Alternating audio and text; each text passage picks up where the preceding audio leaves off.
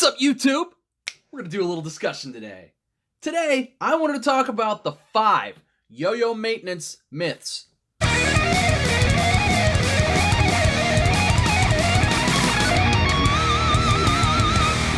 So let's get into the 5 yo-yo maintenance myths. So there's a lot of myths about yo-yo maintenance, and it's kind of been going back and forth for a long time, predating me even. Tyler Severance brought up when he was here and we did our little interview thing that somebody had told somebody on a forum one time that the best way to clean a bearing is by using ketchup. That's hilarious. And lots of myths and things like that have sort of perpetuated yo-yo and yo-yo maintenance for a very long time. Other like yo-yo myths are that yo-yos were invented in the Philippines as weapons. That's not true. That's just something the Duncan Filipino guys told people to make them seem cooler or something. But anyway, I digress. Let's get into the 5 myths of yo-yo maintenance. So number 1, bearings need broken in.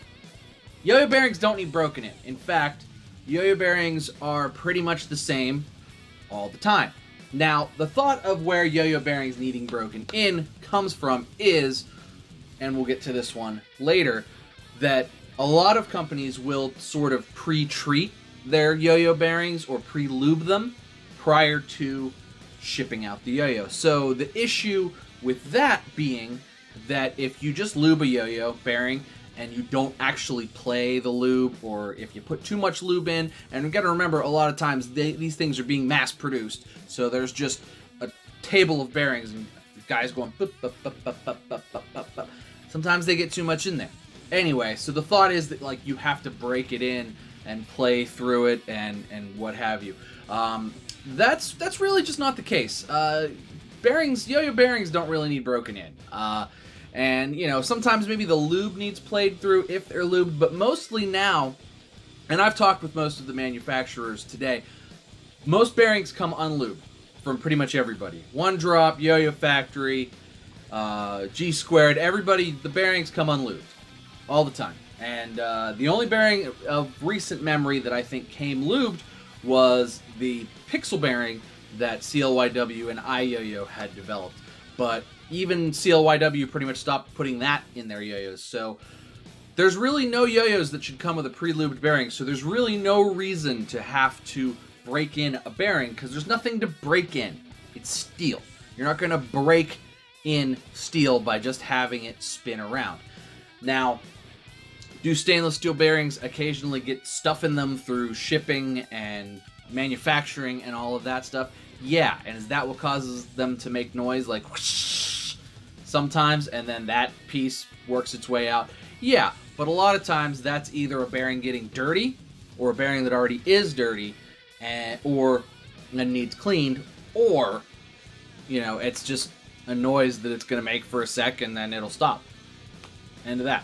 So bearings don't really need broken in, and there's no like break-in period or anything like that. It's just a matter of playing with a bearing. And the reason new bearings seem like they need broken in is because they may have gotten some stuff in them during the manufacturing process, and that dust and dirt is either going to work its way out or it's going to cause you to have to clean the bearing. It's sort of a crapshoot either way. And sometimes maybe dust doesn't get in, but it's not a break-in. It's this bearing probably needs cleaned. So that was myth number 1. Myth number 2. Strings need to be broken in. Again, untrue. In fact, I hate strings that don't feel great immediately. This oftentimes pertains to nylon. People are like, oh, just play it a bunch, play it for a few hours, and it'll break in, and it'll feel great. I hate that.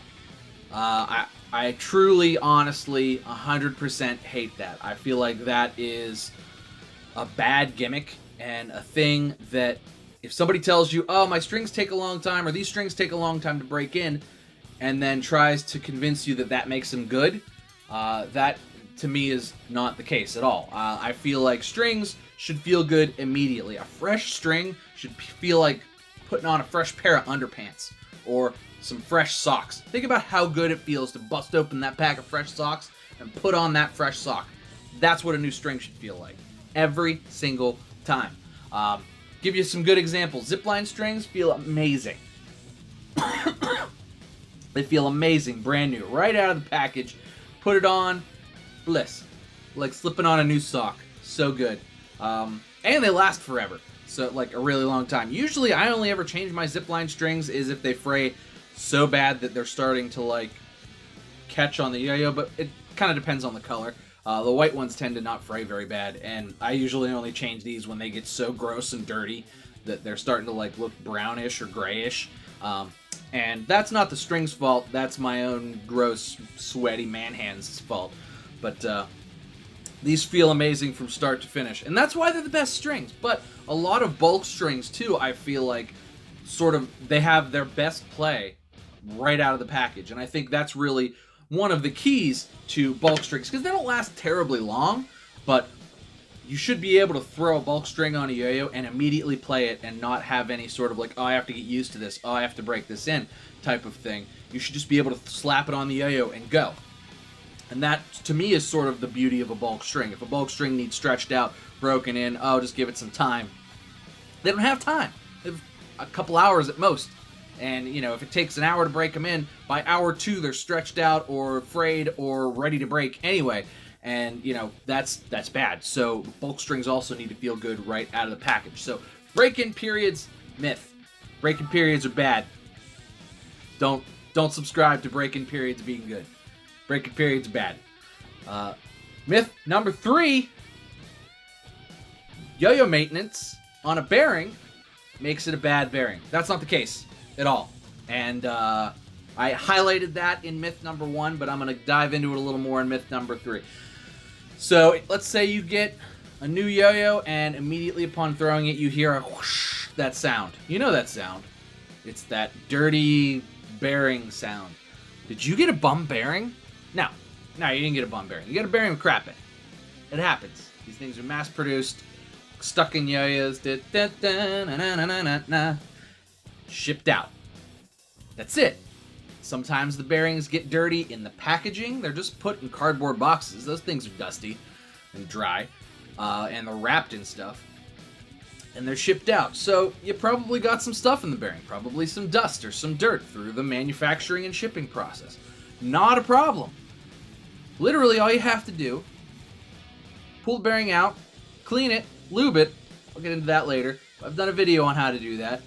And it's good as new. It's better than new because it's freshly cleaned and you know you did it. So I live in a house with 3 cats. I have 3 cats. There isn't a bearing that could come into this house that's not going to get dirty eventually. It doesn't matter. I don't care if it's from G Squared or from CLYW or from One Drop or Yo-Yo Factory, anybody. Magic Yo-Yo, anybody's bearing who comes into this house is eventually going to need cleaned by me because I have fluffy little fur balls following me around when I play yo-yo. It just happens. They shed, and it gets into the bearing. It gets into everything. It's in everything. Literally, it's in everything. But clean the bearing, good as new. It's never not worked. I swear to you. So yo-yo maintenance on a bearing doesn't make the bearing a bad bearing. It just makes the bearing a dirty bearing, and literally anything can get dirty. Literally anything. So just clean your bearing and lube it.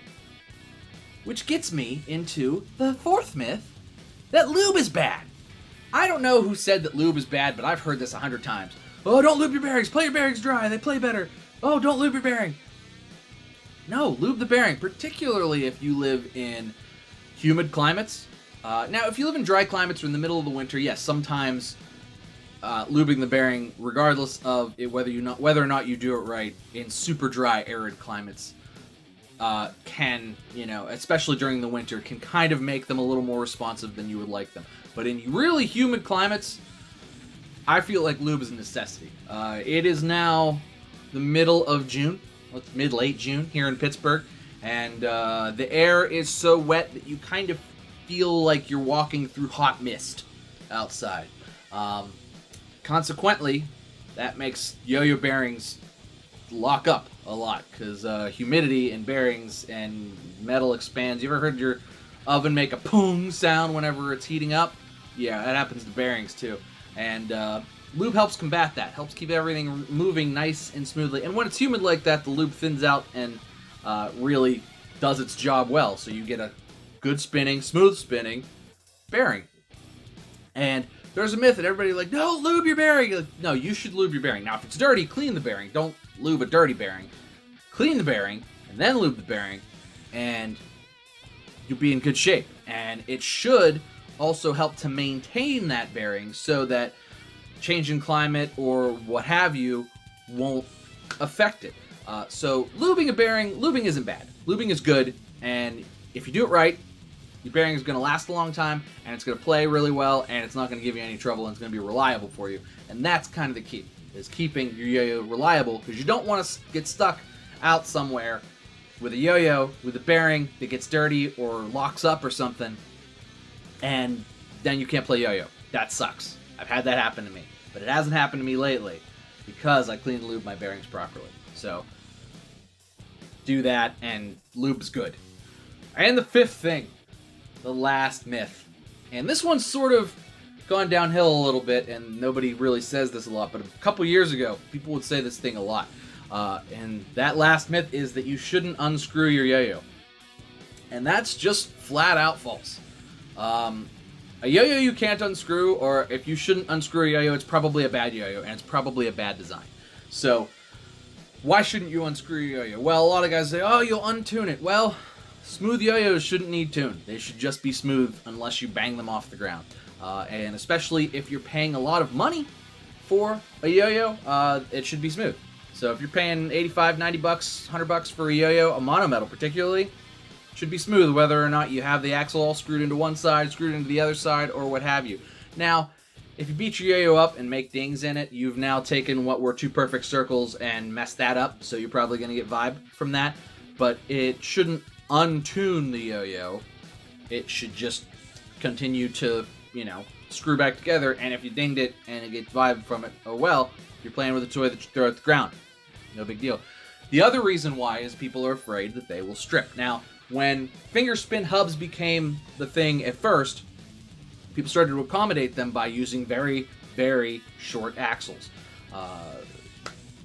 I stripped a Duncan Echo 2 because its finger spin hub, like its cup, had a super short axle. I stripped it.